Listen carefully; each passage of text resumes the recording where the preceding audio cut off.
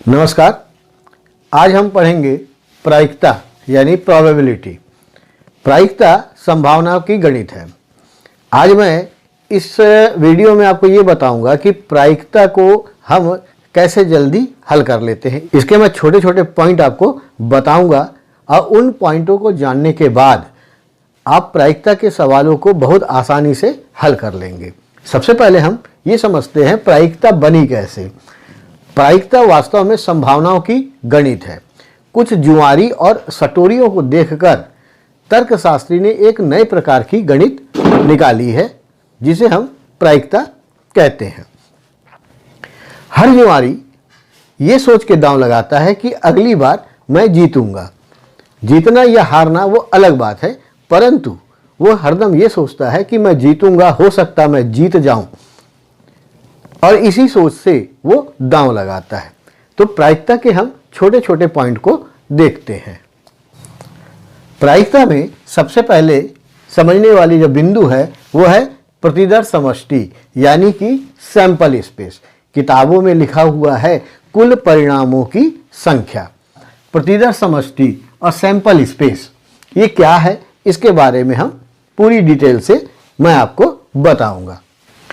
बच्चों, सिक्का आपने देखा होगा, कॉइन, जिसमें दो पहलू होते हैं। एक पहलू होता है हेड और एक पहलू होता है टेल होता है। जब भी हम सिक्का उछालते हैं या तो हेड आता है या फिर टेल आता है। तो हम ये कह सकते हैं कि सिक्के में दो संभावनाएं हैं, या तो हेड आएगा या तो टेल आएगा। तो सैंपल स्पेस जो प्रतिदर्श समष्टि किसी सिक्के की कितनी होगी? 2 होगी। बच्चों, आप लूडो जरूर खेले होंगे और लूडो में आपको मालूम होगा कि एक डाइस होता है, एक पासा होता है जिसको हम फेंकते हैं, और उस डाइस को फेंकने के बाद उसमें 1, 2, 3, 4, 5, 6 में से कोई भी संख्या आ जाती, कोई भी अंक आता है। तो हम ये देखते हैं कि एक डाइस है, उसमें कुल कितने परिणाम आ सकते हैं। 1 आ सकता है, 2 आ सकता है, 3 आ सकता है, 4 आ सकता है, 5 और 6 आ सकते हैं। तो हम यहाँ पर ये देखते हैं कि एक डाइस में कुल परिणाम 6 आ सकते हैं। तो यहाँ पर एक डाइस की जो सैंपल स्पेस होगा, एक डाइस का जो प्रतिदर्श समष्टि होगा वो 6 होगा।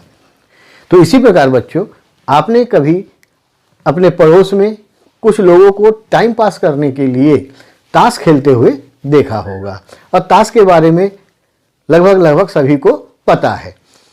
तो उस ताश की गड्डी में कुल 52 पत्ती होती हैं, 52 कार्ड्स होते हैं।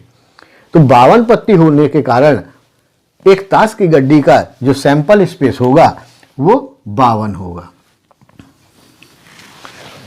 तो इस प्रकार से हम देखते हैं कि एक सिक्के का जो सैंपल स्पेस है 2 है, एक डाइस का 6 है, और ताश की गड्डी का जो सैंपल स्पेस कितना होता है? 52 होता है। बच्चों, मान लो यदि आपके पास एक कटोरा है और इस कटोरे में 4 सफेद गेंद और 3 काली गेंद रखी हुई है। तो 4 सफेद गेंद और 3 काली गेंद है। तो इसका जो सैंपल स्पेस होगा, जो प्रतिदर्श समष्टि होगा, इनके योग के बराबर होगा। 4 सफेद गेंद और 3 काली गेंद। तो इसका सैंपल स्पेस कितना हो जाएगा? 7 हो जाएगा। ठीक इसी प्रकार यदि एक थैले में आपने 3 सफेद गेंद, 4 काली गेंद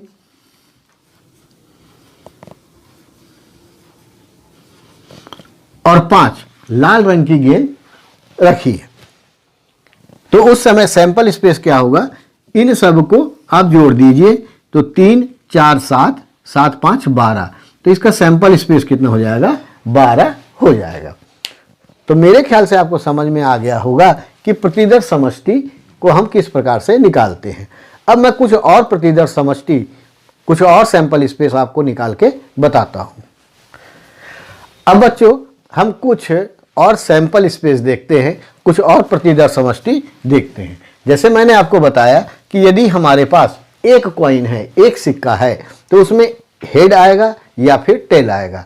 तो इसका मतलब उसका सैंपल स्पेस कितना होगा? 2 होगा। यदि हमारे पास दो सिक्के हैं तो सैंपल स्पेस कितना होगा, ये देखिए यहाँ दो सिक्के हैं और दो सिक्के में कितने परिणाम आ सकते हैं उसको समझते हैं। जैसे मान लीजिए पहले में हेड आया और दूसरे में भी हेड आया तो हेड हेड हो सकता है, या पहले में हेड होगा और दूसरे में टेल होगा तो हेड टेल होगा, या फिर पहले में टेल होगा और दूसरे में हेड होगा तो टेल हेड होगा, और यदि पहले में टेल और दूसरे में टेल आया तो टेल टेल हुआ। तो कुल परिणाम कितने हो सकते हैं, 4 परिणाम हो सकते हैं। तो यदि दो सिक्के हैं तो उनका सैंपल स्पेस कितना होगा, 4 होगा। ठीक इसी प्रकार यदि 3 सिक्के हैं तो सैंपल स्पेस कितने बनते हैं। तो यदि 3 सिक्के हमारे पास हैं तो आप देखिए कितने सैंपल स्पेस बनेंगे। Head head head, head head tail, head tail head, tail head head, head tail tail, tail head head, tail tail head, tail tail tail. तो इस प्रकार से हमारे पास 1 2 3 4 5 6 7 8 सैंपल स्पेस बनेंगे। तो बच्चों ये जानिए कि यदि हमारे पास 6 सिक्के हैं तो सैंपल स्पेस कितना होगा। यदि हम ऐसे बनाने जाएंगे तो बहुत समय लग जाएगा, तो इसको मैं बहुत छोटे तरीके से आपको बताता हूं। उस तरीके को जानने के बाद आपको सैंपल स्पेस निकालना बहुत आसान लगेगा। तो जैसे मान लीजिए कि एक सिक्का है, इसके सैंपल स्पेस कितने हैं, 2 है। ठीक इसी प्रकार 2 सिक्के हैं तो इसके 2 सैंपल स्पेस और इसके 2, तो 2 से 2 का गुणा कर देंगे तो कितना आ जाएगा, 4। तो देखिए 4 सैंपल स्पेस निकला।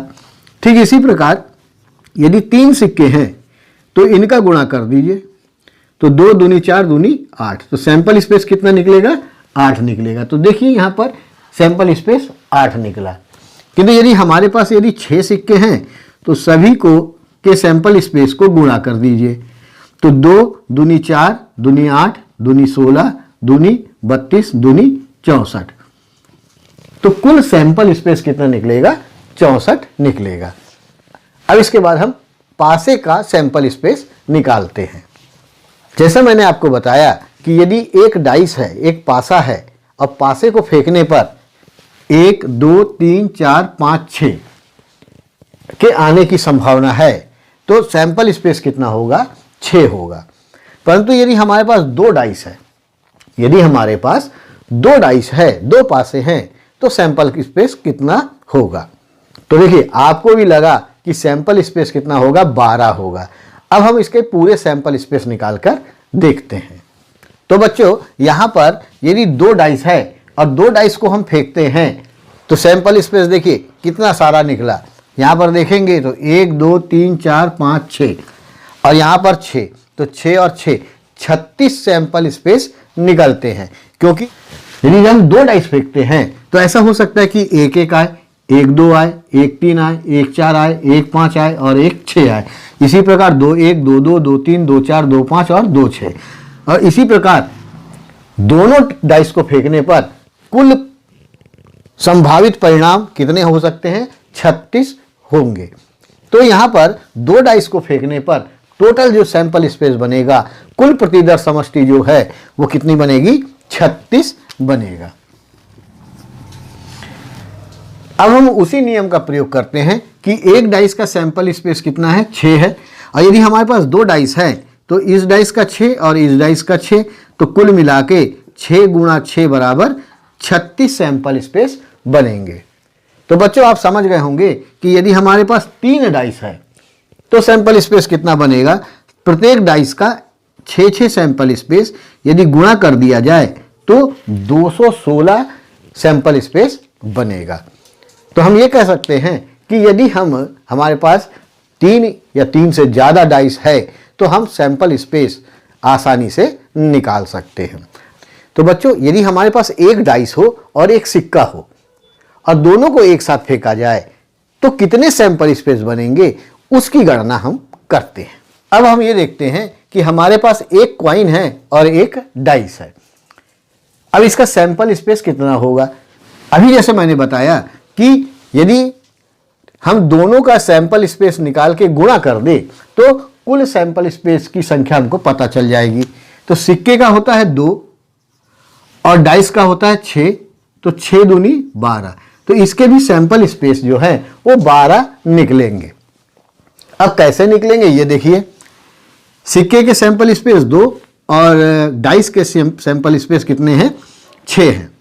तो ऐसा हो सकता है head 1, head 2, head 3, head 4, head 5 और हेड 6 आ जाए, ये 6 बन गए।